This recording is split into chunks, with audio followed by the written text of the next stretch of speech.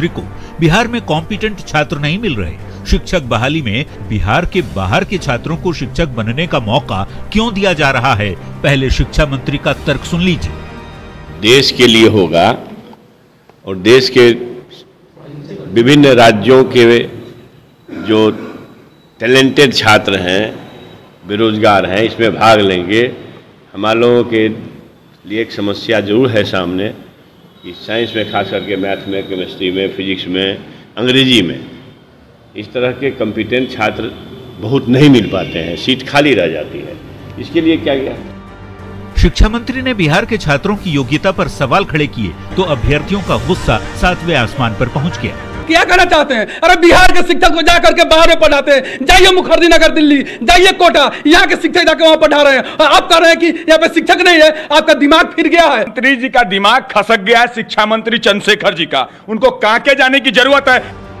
शिक्षा मंत्री के बयान का समर्थन बिहार कांग्रेस के अध्यक्ष अखिलेश सिंह ने किया है। कहा, बिहार में अभ्यर्थियों की कमी है तो दूसरे राज्यों के छात्रों को मौका मिल रहा है। शायद रिक्तियां ज्यादा हो गई थी और यहाँ लोग उपलब्ध नहीं थे, उपलब्धता कम थी, इस वजह से सरकार ने ऐसा कहा। बिहार के छात्रों की योग्यता पर सवाल खड़े करने वाले शिक्षा मंत्री पर तंज बीजेपी के नेता सुशील मोदी कस रहे हैं। कहा, बिहार सरकार के पास शिक्षकों को वेतन देने के पैसे नहीं, तभी बहाली पर टाल मटोल किया जा रहा है।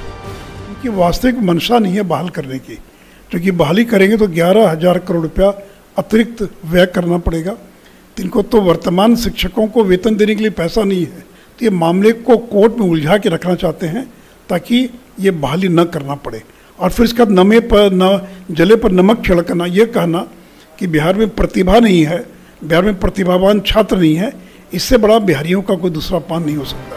यदि बिहार में टैलेंटेड छात्रों की कमी है तो सवाल है कि अगर टैलेंट की कमी है तो बिहार से IAS कैसे बन जाते हैं? बिहार में किसने शिक्षा का बेड़ा गर्क किया? किसकी नाकामी का खामियाजा बिहार भुगत रहा है? न्यूज़ 18 के लिए पटना से रजनीश कुमार के साथ रवि एस नारायण की रिपोर्ट। चलिए, हमारे सहयोगी रजनीश कुमार और रवि एस नारायण ने वो बताने की कोशिश की जो उन्हें मिल रहा है, उनके कैमरे को मिल रहा है और जो शिक्षा मंत्री से उनकी बातचीत हो पा रही है। हमारे साथ आज की डिबेट में उदय सिंह प्रवक्ता बीजेपी से होंगे, बहुत स्वागत है। चितरंजन गगन जी प्रवक्ता आरजेडी से, आलोक यादव है नेता स्टेट के, बहुत बहुत स्वागत है आपका। इनके चौधरी जी शिक्षाविद हमारे साथ मौजूद हैं। तो सबसे पहले हम सवाल आरजेडी के पास रखते हैं। चितरंजन गगन जी, क्या हो रहा है? कभी रामचरितमानस, कभी ये, कभी वो, तो ये ज्ञानवर्धन अपना तो हो नहीं रहा ठीक से, और बिहार के टैलेंट को इस तरीके से सवालों के घेरे में खड़ा करना कहां तक सही है? क्योंकि आप लोग डोमिसाइल के पक्षधर रहे हैं, आप लोग रोजी रोजगार के पक्षधर रहे हैं, 10 लाख नौकरी, 10 लाख रोजगार की बात करने वाले लोग रहे हैं। ऐसी स्थिति में यह बयान बाहर से बोरो प्लेयर लाके खिलवाएंगे और बाहर का टैलेंट आपको दिख रहा है, और यहां पर आपका यह बयान दिया जाना कहीं ना कहीं नाकामी साबित कर रहा है कि आपने मौका नहीं दिया। हां, मौका यह जरूर दिया कि जो अभ्यर्थी थे वो बुढ़ा गए, बूढ़े हो गए और अब उनके पास कोई चारा नहीं है, उस हालत तक आपने पहुंचा दी। और ऐसा बयान देते हैं तो जो मांग हो रही है कि भाई इनको हटाइए और इनको डालिए वहां पशुपालन विभाग में डालिए, तो ये तो खराब लग रहा होगा। लेकिन हमारा यह कहना है कि बिहार के छात्र शिक्षक बनने योग्य नहीं है। यह सवाल है, क्यों यह सवाल पैदा करवा रहे हैं? नहीं, देखिए विवेक जी, माननीय मंत्री जी के बयान को ट्विस्ट करके जो है सो पेश किया जा रहा है। मेघा पर उन्होंने सवाल नहीं उठाया है। उन्होंने सवाल किया है कि योग्य शिक्षक अभ्यर्थी नहीं है। तो बिहार में जो मेघा है, जो साइंस लेकर पढ़ते हैं, जी मैथ पढ़ते हैं, फिजिक्स पढ़ते हैं, केमिस्ट्री पढ़ते हैं, या जूलॉजी बोटनी पढ़ते हैं, तो जूलॉजी बोटनी पढ़ते हैं तो मैक्सिमम लड़के चले जाते हैं मेडिकल में। जो मैथ और फिजिक्स केमिस्ट्री जो उनका विषय रहता है साइंस, वे IIT में चले जाते हैं, NIT में चले जाते हैं, टेक्निकल जॉब में चले जाते हैं। शिक्षक बनने के लिए जो अर्हता है, सबसे पहले जरूरी है कि आप B.Ed कीजिए, D.Ed कीजिए, उसके बाद में फिर शिक्षक पात्रता परीक्षा देनी पड़ती है। नहीं, ये एग्जामिनेशन के प्रोसेस को मत बताइए, आप हमें ये बताइए, ये टैलेंट कहां से खोज निकाला आपने कि यहाँ पर ऐसे शिक्षक नहीं है, मैथ वाले नहीं, अंग्रेजी वाले नहीं, साइंस वाले नहीं? विवेक जी, जब आप ट्विस्ट कीजिएगा, किसी के स्टेटमेंट को ट्विस्ट कीजिएगा, तब तो उसको पूरा बात रखना पड़ेगा ना। आप सवाल क्या उठाया जा रहा है? माननीय मंत्री ने कहा कि शिक्षक नहीं उपलब्ध हैं कुछ विषयों के बारे में, अंग्रेजी के बारे में, मैथ के बारे में, फिजिक्स, केमिस्ट्री और जूलॉजी, बोटनी। नहीं, आप मानते हैं कि नहीं कि आपके नेता तेजस्वी यादव ने कभी डोमिसाइल की बात की थी? उन्होंने मेगा पर सवाल नहीं उठाया था। डोमिसाइल की बात की थी, डोमिसाइल के सपोर्ट की बात की थी तेजस्वी यादव ने। बिहार के मेगा को कौन चुनौती देगा? बिहार के मेगा के बारे में किसी के सर्टिफिकेट की जरूरत नहीं है। नहीं तो सर्टिफिकेट तो बांट रहे शिक्षा मंत्री जी। सवाल नहीं, जब भी आपने दरवाजे खोल दिए, जब आपने बिहार के दरवाजे खोल दिए कि बाहर से वैसे आएंगे, और बाहर वालों के बारे में आपको पूरा पता है कि मध्य प्रदेश से आएंगे, आसाम से आएंगे, गुजरात से आएंगे, हर जगह से आएंगे, लेकिन आपके यहां इसकी कमी है, ये पूरी बात आपको पता है। नहीं विवेक जी, बात को ट्विस्ट किया जा रहा है। भाजपा के भी सुशील कुमार मोदी का बात हम सुशील कुमार मोदी की बात क्यों करेंगे? नहीं, सुशील कुमार मोदी की बात क्यों करेंगे? हम तो शिक्षक अभ्यर्थियों की बात कर रहे हैं, उनके सवाल है। आप हमको बोलने नहीं दीजिएगा, आप ही जब बोलते रहिएगा तो हमारा नहीं बोलिए ना, पाइएगा। इसीलिए तो आप स्काइप से, आपको पूरा हक है, आप तो फोन वहां रख दीजिएगा। स्टूडियो आते तो आपको हम पूरे तरह से कैमरे में लोड करके दिखाते। हमारा ये कहना है, ये बयान बिहार के छात्रों के लिए, अभ्यर्थियों के लिए क्या आपको वाजिब लगता है, सही लगता है? आप उसी का तो मैं जवाब दे रहा हूं। आप एक लाइन में जवाब खोजते हैं, इतना बड़ा सवाल है, जवाब एक लाइन में खोजते हैं। मैं वही कह रहा हूं कि माननीय शिक्षा मंत्री ने बिहार के मेगा पर सवाल नहीं उठाया है। उन्होंने कहा है कि जो शिक्षक अभ्यर्थी और छठे चरण में जो बहाली हुई, उसमें माध्यमिक में और उच्च माध्यमिक में, अंग्रेजी में, मैथ में, साइंस में, मैं आपको आंकड़ा बता रहा हूं कि उच्च माध्यमिक के 19,389 शिक्षकों की बहाली होने वाली थी। कैंडिडेट कितने सिलेक्ट हुए? 448। ये दरवाजा क्यों खोला आपने? माध्यमिक में 13,300। ये डोमिसाइल को धराशायी करके दरवाजा क्यों खोला?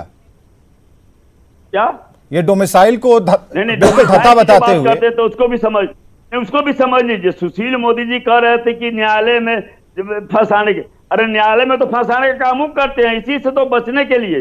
क्योंकि यह परीक्षा बीपीएससी ले रही है और जो संवैधानिक प्रावधान है, बीपीएससी यदि कोई परीक्षा कंडक्ट करवाएगी उसमें आप जो है सो डोमिसाइल। अब इस पर तर्क देते रहिए, जरा लाइए फुल स्क्रीन पर एक ट्वीट दिखाते हैं। राष्ट्रीय जनता दल की तरफ से ट्वीट किया गया था, ये फुल स्क्रीन ला रहे हैं, हटाइए हम लोगों को। ये फुल स्क्रीन राष्ट्रीय जनता दल का एक ट्वीट था, आप जरा पढ़िए इसको। तारीख 23 फरवरी 20 की है, 2020 की।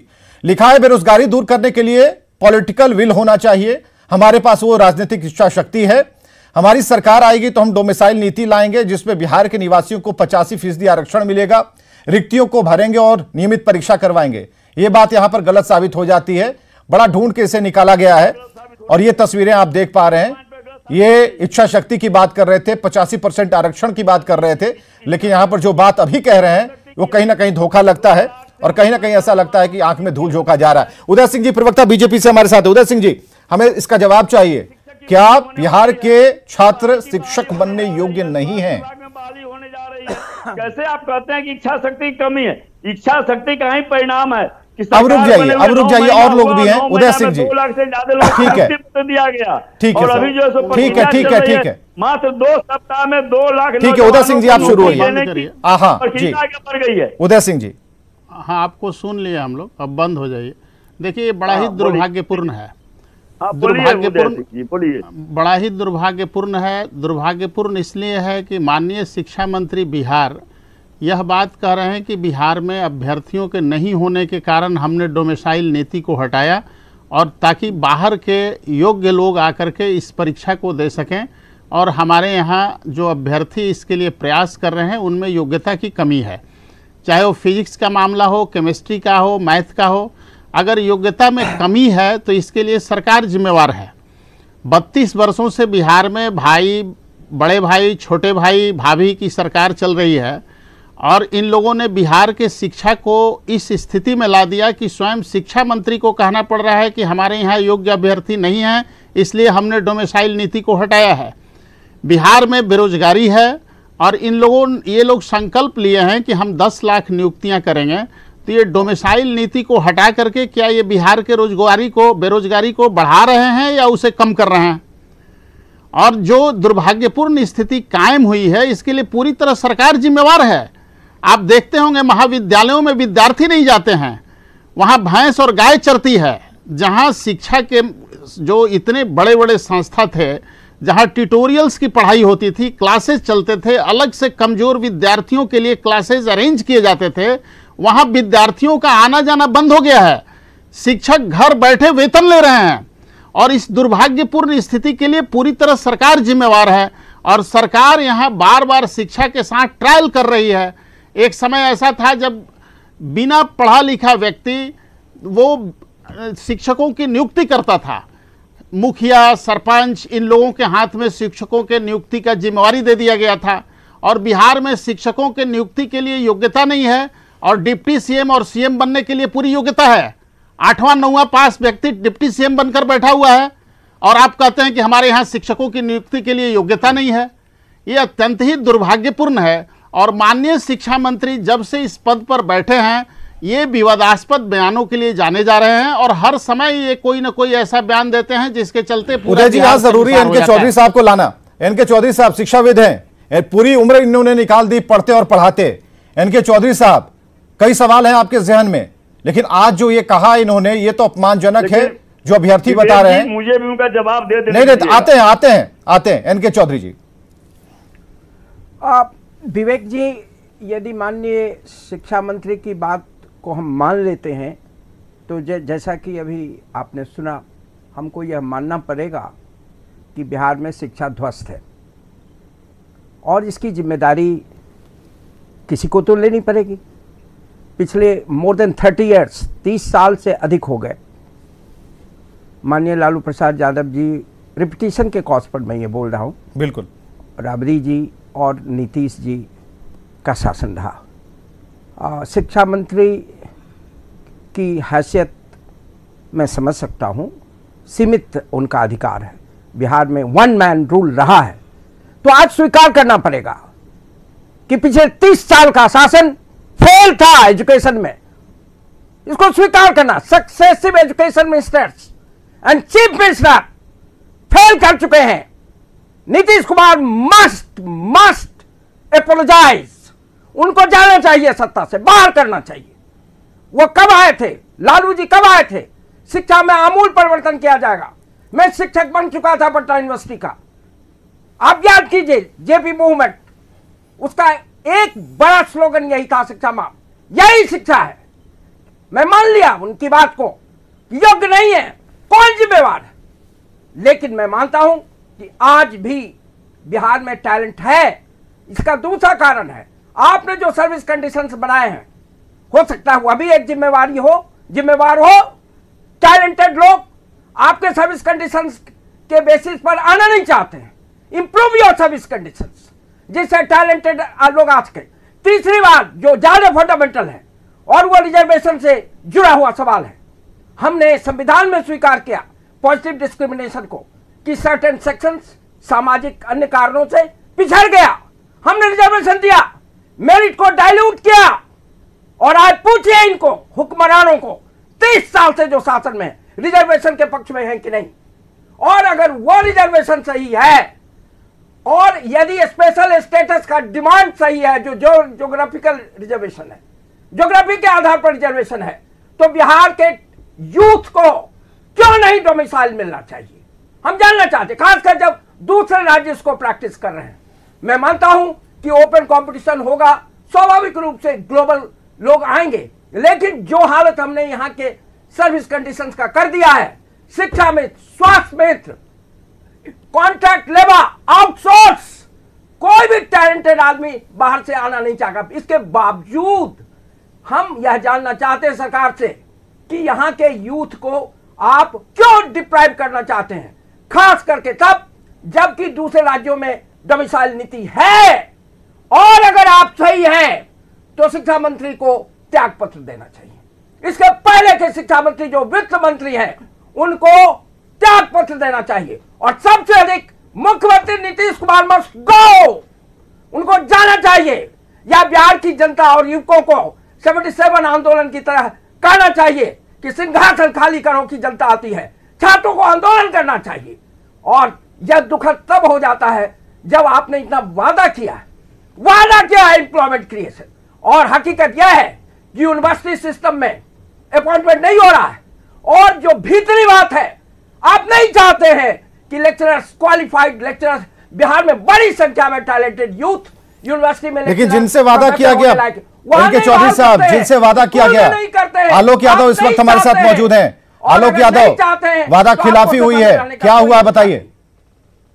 बिल्कुल, जो अभी चित्तरंजन गगन जी राजद के प्रवक्ता हैं, उन्होंने शिक्षा मंत्री का बचाव किया कि सीट हमारे पास अभ्यर्थी नहीं थे, तो मैं इनका जवाब दे देना चाहता हूं कि आपने पिछले साल एग्जाम लिया था 2019 में, पिछली बार, उसमें आपने ही नोटिफिकेशन निकाला था कि यहीं के लोग सिर्फ हाई स्कूल +2 के फॉर्म भरेंगे और यहीं के लोगों की बहाली होगी।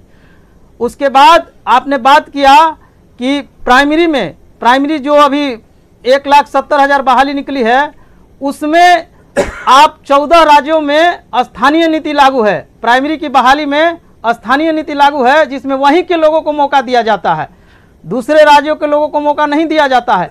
+2 और 9th 10th में हम मान सकते हैं कि थोड़े गणित में और इंग्लिश में अभ्यर्थी कम है, लेकिन प्राइमरी में, प्राथमिक में तो अभ्यर्थी पर्याप्त थे ना, तो आप फिर क्यों बाहर के लोगों को कंपटीशन में मौका दे रहे हैं?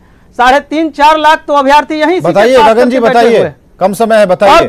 और दूसरी एक और बात, इन्होंने बीपीएससी का जिक्र किया कि बीपीएससी से हम ले रहे हैं एग्जाम, इसीलिए हम मौका दे रहे हैं। प्राइमरी वाला ले लीजिए, आंसर ले लीजिए, समय की कमी है। हाँ, बीपीएससी से आप अधिकारी को बहाली नहीं कर रहे हैं, आप ग्रुप सी लेवल का बहाली कर रहे हैं। ग्रुप सी लेवल में 14 राज्यों में स्थानीय नीति लागू है। बगल का राज्य है झारखंड, वहां पर प्राइमरी की बहाली में हम दूसरे राज्यों को मौका नहीं मिलता है। हाई स्कूल और +2 की बहालियों में सिर्फ 10% मौका मिलता है। लेकिन आप जो पॉलिसी ये खत्म किए हैं, डोमिसाइल खत्म किए हैं, ये बिहारी छात्रों पर पूर्ण रूप से गला घोटने का काम किया है। आलोक यादव, रुकिए, चित्तरंजन गगन जी।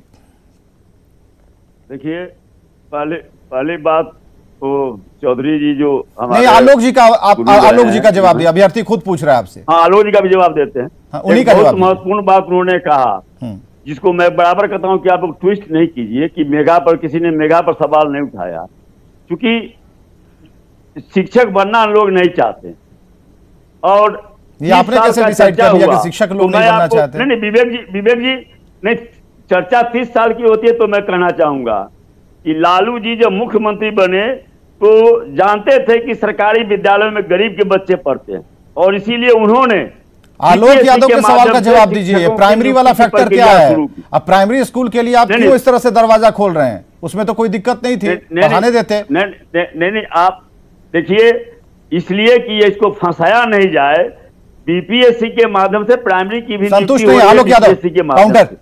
और नहीं, आप पहले संवैधानिक प्रावधान जान लीजिए, बीपीएससी के माध्यम से कोई भी नियुक्ति होगी, उसमें आप डोमिसाइल नहीं लागू कर सकते हैं। अगर भाजपा को इतना दर्द है तो संशोधन करे संविधान में। चित्तरंजन गगन जी, भाजपा को इतना दर्द अगर है तो अरे बीजेपी पर कहा है दर्द, तो आलोक यादव को। अरे उदय जी को थोड़ी दर्द है, आलोक यादव को दर्द है, जब दवाई उन्हें चाहिए। बिहार में सबसे, अरे दवाई दीजिए ना भाई, आलोक यादव को दवा दीजिए ना। आप बीजेपी को दवा दे रहे हैं, तुरंत कमल धर लेते हैं हमारे। सवालों से नहीं बच सकते हैं आप, भाजपा और जदयू और राजद करके आप सवालों से नहीं बच सकते हैं। बगल उत्तर प्रदेश, झारखंड और गुजरात, जो बात लटकाना और फंसकाना रहता मामला, चलिए भटक तो गए हैं, इसमें भटकाना क्या रहता है? उम्र निकली जा रही है, सोच में बूढ़े होते जा रहे हैं, टीचर बनेंगे और बनते रह जाएंगे, शादियां नहीं हो रही हैं, अब तो रोध हो रहे हैं। तो कैसे शिक्षा नीति, कैसे शिक्षा मंत्री का बयान, किस पर भरोसा करें? और इस ट्वीट का सहारा हमने इसलिए लिया, बहुत मेहनत से निकाला, ताकि आप जान पाए कि ये सरकार जब नहीं थी, इस सरकार में शामिल लोग नहीं थे, तो वादा कर रहे थे, लेकिन अपनी बात पर कैसे मुकर गए, ये भी इस बात पर आप जरा सोचिएगा। शुक्रिया, बहुत बहुत शुक्रिया सभी का।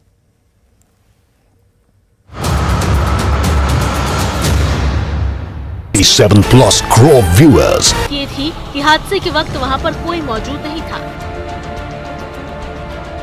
नहीं तो जान माल का जबरदस्त नुकसान होता।